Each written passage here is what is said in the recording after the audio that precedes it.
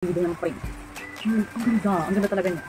Hi mga mi! So, eto na nga. Malapit na namang monthly milestone si baby. Kaya eto, umorder tayo ng damit niya.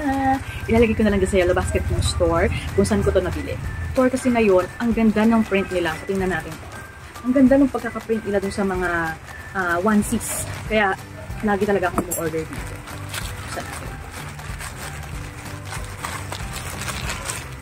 Oh, ayan na siya. So, mahilig kasi ako sa mga white lang. Ganyan, plain lang. Yung mga white pa minsan, mas mahal yung iba. So, ayan siya. Oh, look at that. Tingnan yung print, mga mami course. Ang pulido ng print. Ang ganda. Ang ganda talaga niya. Ayan.